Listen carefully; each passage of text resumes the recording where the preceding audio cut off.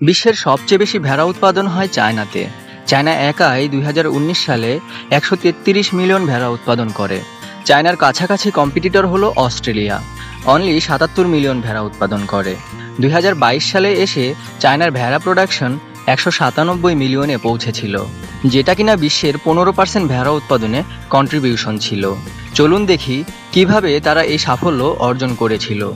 China বরাদ্দ রেখেছে 200 million hectare খোলা জমি, যাতে ভেড়া চাষ করা যায়, যার অবস্থান চায়নার ওয়েস্টার্ন, নর্থ ওয়েস্টার্ন এবং মঙ্গোলিয়ার দিকে অবস্থিত।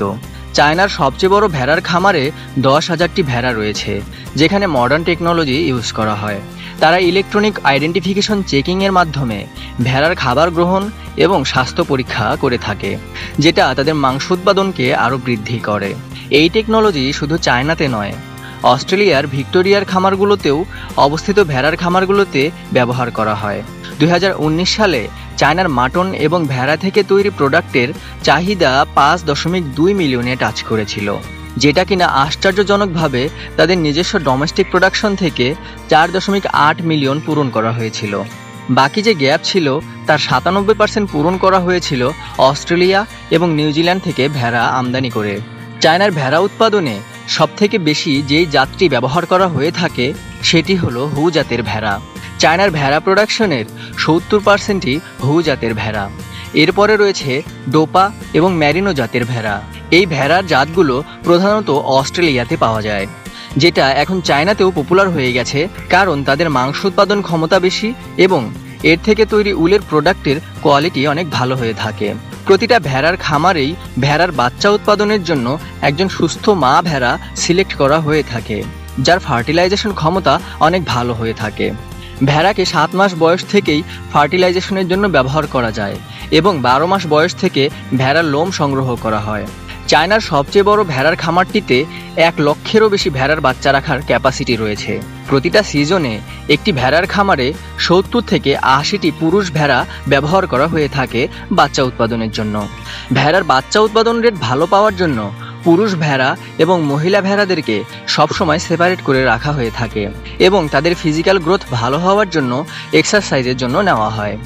ভেড়ার বাচ্চার জন্য আর্টিফিশিয়ালভাবেও প্রজনন করা হয়, যেখানে 8 থেকে 10 মাস বয়সের ভেড়া ব্যবহার করা হয়। আর অন্যদিকে অস্ট্রেলিয়াতে শুধুমাত্র ন্যাচারালভাবেই ভেড়ার প্রজনন সম্পন্ন করা হয়, তাও আবার প্রতি বছর একবার। প্রজননের পর 146 থেকে 150 দিন পর্যন্ত সময় লাগে বাচ্চা আসতে। আর এই সময়টাতে ভেড়ার ভালো যত্ন নিতে হয় এবং প্রচুর নিউট্রিশন জাতীয় খাবার দিতে হয়, যাতে নিশ্চিত করা যায় বাচ্চা এবং বাচ্চার মা উভয়েই ভালো থাকে। জন্মে ঠিক পরপরই বাচ্চাদের দুর্বলতা কাটানোর জন্য তাদের মায়ের শাল দুধ খেতে দেওয়া হয়। এতে করে তাদের স্বাস্থ্য স্ট্রং হয় এবং বাচ্চা ভালো থাকে। এই শাল দুধ বাচ্চাদেরকে সংক্রামক রোগ থেকে রক্ষা করে এবং ইমিউনিটি সিস্টেম বাড়িয়ে দেয়। জন্মের ঠিক 10 দিন পরে বাচ্চাগুলো ঝরঝরে হয়ে ওঠে এবং একা একাই চড়ে বেড়াতে পারে, মায়ের দুধ গ্রহণ করতে পারে। ভেড়া যখন বড় হতে থাকে তার ঠিক 10 থেকে 15 দিন পর থেকেই তার লোম গজাতে শুরু করে এবং তাদের গ্রোথ ভালো হচ্ছে কি না এর জন্য ওজন দেওয়া হয় 20, 80 এবং 90 দিনের দিন। ভেড়ার বেড়ে ওঠার জন্য তার খামারের পরিবেশ ঠিক রাখা খুবই গুরুত্বপূর্ণ, যেখানে তারা প্রতি একরে 17টি করে ভেড়া রাখে। ভেড়াগুলোকে প্রাকৃতিক পরিবেশের বাইরেও একটা প্রোটেক্টেড শেল্টারে রাখা হয়, যেন তাদেরকে চরম আবহাওয়া থেকে বাঁচানো যায়।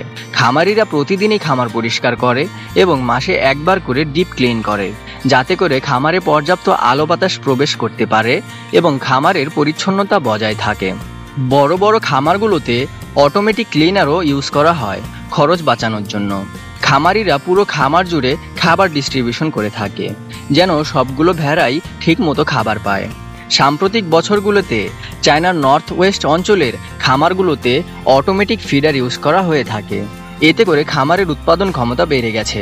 কৃষকের নির্দেশনা অনুযায়ী এই মেশিনগুলো খাবার মেকআপ করে দিতে পারে এবং তাদেরকে এমনভাবে প্রোগ্রাম করা হয় যেন দিনের নির্দিষ্ট সময়ে অটোমেটিকভাবে ভেড়াগুলোকে খাবার দিতে পারে, যেখানে ম্যানুয়াল ফিটিংয়ের জন্য কর্মী কম লাগে এবং খরচ বেঁচে যায়। চায়নার খামারিরা স্পেশালাইজড টেকনিক অবলম্বন করে উল এবং মাটন সংগ্রহ করার জন্য। উল তৈরি করার ভেড়াগুলোর খুব ভালো যত্ন নিতে হয় এবং গোসল করানো হয়, যেন তাদের শরীর পরিষ্কার থাকে আর এতে করে কোয়ালিটি সম্পূর্ণ উল পাওয়া যায়। বিভিন্ন সিজনে বিভিন্ন রকমভাবে গোসল করানো হয়।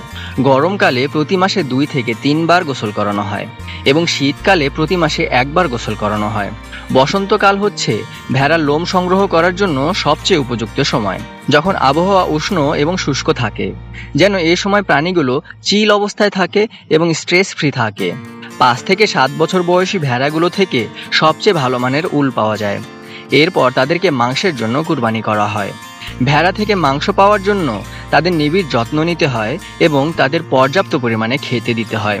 ক্রস ব্রিডিং সম্পন্ন করার জন্য 2 ধরনের জাতকে একই সাথে লালন পালন করা হয়। সর্বশেষ 2 মাসে তাদেরকে হাই অটোমেটিক ফিডারের মাধ্যমে প্রচুর পরিমাণে খাবার দেওয়া হয়, যেন বেশি পরিমাণে মাংস আহরণ করা যায়। প্রতি বছর 3 বার করে পশু চিকিৎসকের মাধ্যমে চিকিৎসা দেওয়া হয় এবং ভ্যাকসিনেশন প্রদান করা হয়। সাম্প্রতিক বছরগুলোতে তাদের যত্ন বাড়ানোর জন্য আলাদা করে কোয়ারেন্টাইন এরিয়া, মেডিকেল এরিয়া এবং মিট কালেকশন এরিয়াতে ভাগ করা হয়। উলের প্রোডাক্টসের যাত্রা শুরু হয় ভেড়া থেকে উল ছাড়ানোর মাধ্যমে। এক্সপার্টদের মাধ্যমে হাত চালিত ছুরি দিয়ে ভেড়া থেকে লোম ছাড়াতে হয়, অথবা অটোমেটিক ট্রিমার দিয়েও ভেড়া থেকে লোম ছাড়ানো যায়। লোম ছাড়ানোর সময় খুব যত্ন সহকারে লোম কাটতে হয়। সংগ্রহ করা লোমগুলোকে এরপর ধৌত করার জন্য ওয়াশিং চেম্বারে নেওয়া হয়।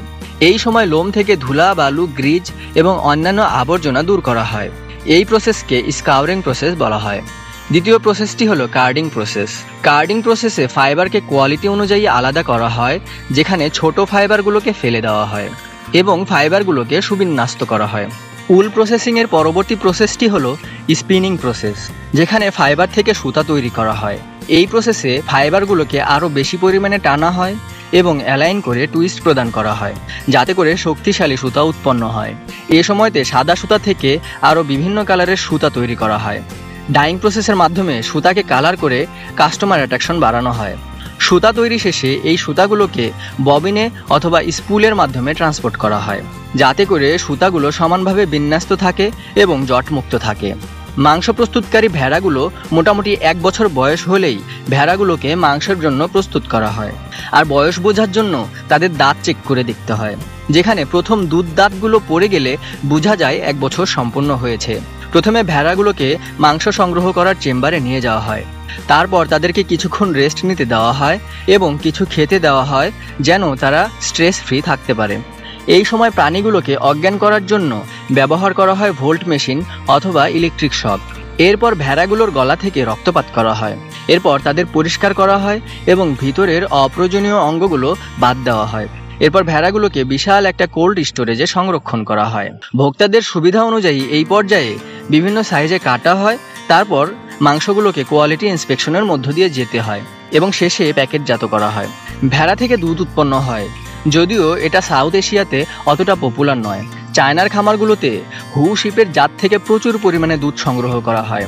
দুধ সংগ্রহ করার জন্য 2 থেকে 5 বছর বয়সী ভেড়াগুলোকে ব্যবহার করা হয়, যেখানে একটি ভেড়া থেকে 2 থেকে 3 লিটার পর্যন্ত দুধ পাওয়া যায় প্রতিদিন।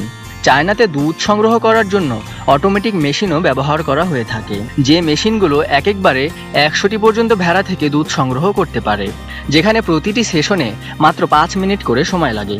একটি ভেড়া থেকে দিনে 2 বার দুধ সংগ্রহ করা হয়, যাতে করে পর্যাপ্ত পরিমাণে দুধও পাওয়া যায় এবং ভেড়ার স্বাস্থ্যও ভালো থাকে।